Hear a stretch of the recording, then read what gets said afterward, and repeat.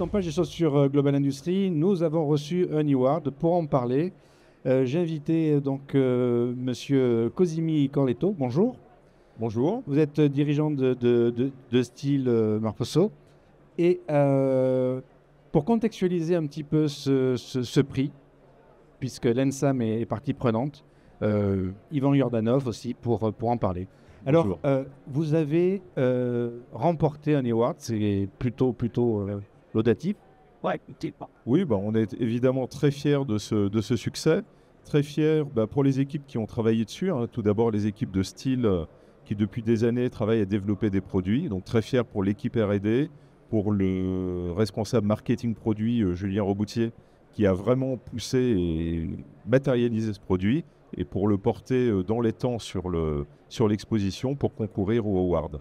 Donc, fiers pour nous, mais aussi fiers pour le partenariat historique que l'on a avec l'École des Arts et Métiers, parce que sans ce partenariat, on n'aurait pas eu la capacité à faire un produit utile pour les industriels.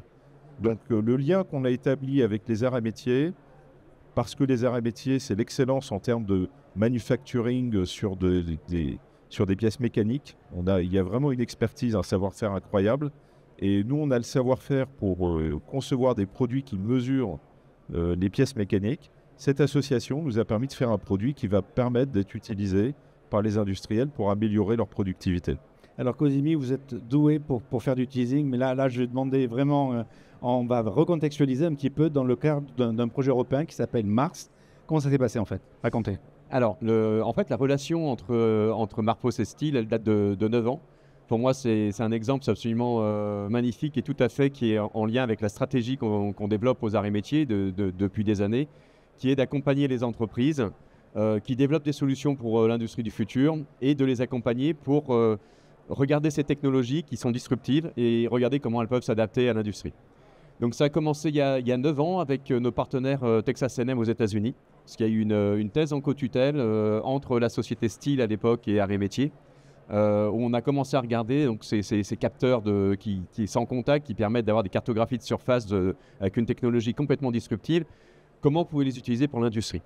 Et ça a débouché sur un premier travail de doctorant, et aujourd'hui, et ensuite sur le montage d'un projet européen Mars, qui est autour de la thématique du cloud manufacturing, c'est-à-dire comment on parle beaucoup de réindustrialisation. Pour réindustrialiser en Europe, comment on fait pour fabriquer un produit proche du lieu de consommation, c'est-à-dire qu'il faut qu'on soit capable de produire sur tous les pays d'Europe avec les fabricants qui existent près de la zone de chalandage. Et pour ça, il y a un point essentiel, c'est la qualité. Et c'est là qu'intervient la techno développée par Marpos et par Steel, qui est que la qualité, quand on a un process d'usinage ou d'autres process, la qualité, c'est souvent des signatures de surface. Et cette technologie qui est complètement révolutionnaire, eh bien, nous, avec notre expertise de l'industrie, nos équipes ont imaginé avec Steel, avec Marpos, comment on pouvait utiliser cette techno pour avoir des gains de valeur absolument incroyables sur les contrôles en ligne, sur les procédés tels que l'usinage. Donc voilà un petit peu l'histoire qui est matérialisée par ce prix et qui continue puisque le projet Mars est en cours. Et c'est une relation de longue date, puisque ça fait à peu près 9 ans qu'on collabore avec Steel et Marpos. Et on salue le professeur Mohamed El Mansouri, qui est votre partenaire sur la recherche. Voilà, tout à fait. Partenaire quotidien. Voilà, tout à fait. Mohamed El Mansouri, qui porte aussi le projet avec Texas A&M, qui porte le projet Mars, et donc qui évidemment inclut et a de la valeur ajoutée sur ses activités de recherche grâce aux industriels avec lesquels il a établi ses relations de confiance. Et on fait des progrès en recherche et on fait des progrès pour l'industrie. C'est un peu notre ADN.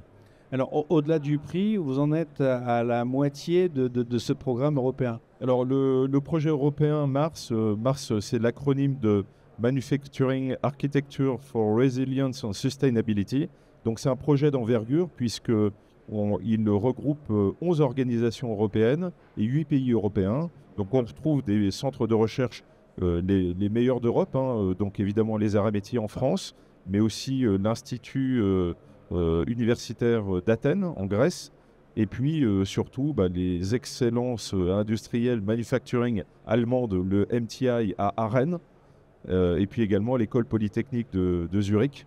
Donc ces 4 entités constituent les centres prototypes qui nous permettent d'élaborer, de modéliser tous les travaux du projet Mars. Mais les travaux du projet Mars, c'est aussi les autres organisations, celles qui apportent de l'innovation technologique avec des briques disruptives.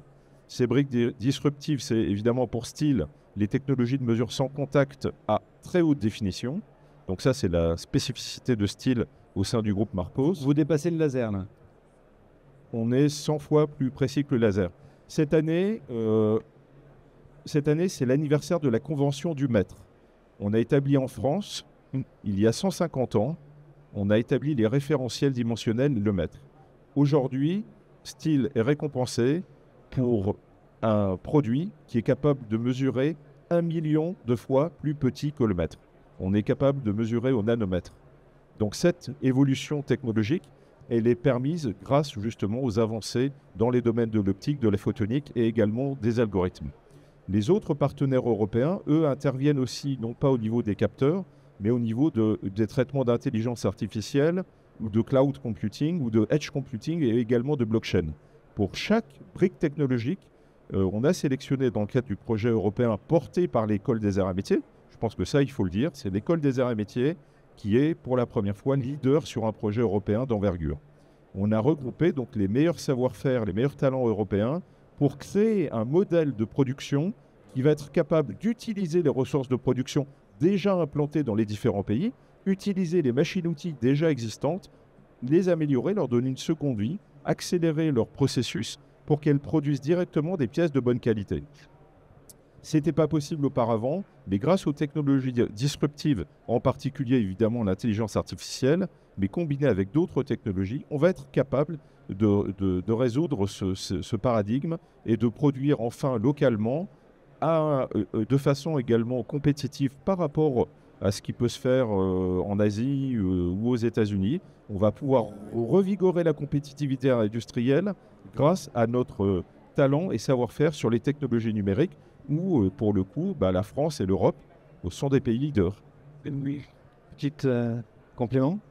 Oui, tout à fait. Alors, j'insiste largement là-dessus parce que Cosimi, quand on dit on est des pays leaders sur le digital, sur l'IA, je crois que sur l'IA pour l'industrie, pour ces applicatifs autour de l'IA frugale, de l'IA avec peu de données, en effet, on est en leadership parce que ça demande beaucoup d'efforts. Et puis par rapport à l'IA générative linguistique, le marché, c'est pas 8 milliards d'humains, donc les géants, ils s'intéressent pas à ces créneaux-là. Donc nous, en tant qu'arrêt métier, avec ETH Zurich et d'autres grandes universités européennes, on est vraiment sur ce créneau. Et ça crée énormément de valeur. Et du coup, on est très très fiers de ce prix, alors qui est décerné à Marpos. Mais merci en tout cas à Cosimi qui nous a invités lors de la remise du prix et qui le partage un petit peu avec nous. Et je crois que c'est vraiment l'image d'un partenariat réussi et un petit peu emblématique de ce qu'on veut faire aux arts et métiers sur le long terme. Donc encore merci Cosimi pour ta collaboration avec Mohamed. Et puis bon, ça fait 9 ans que vous collaborez, mais j'espère qu'on aura d'autres belles aventures à raconter dans les années qui viennent et qu'on continuera sur cette belle lancée qui crée de l'innovation et de la valeur en France et en Europe. Oui, merci. On est très fiers de prouver qu'effectivement, entre un industriel et une école d'excellence française, on est capable de créer de la valeur et qu'on n'a pas à rougir d'être européen. Au contraire, je pense qu'il y a une nouvelle dynamique qui peut se créer à condition qu'on soit dans une dynamique effectivement d'innovation et de travailler sur nos points forts. Et nos points forts, en France, Dieu sait si on en a. Merci messieurs, et puis bravo pour ce mot de la fin.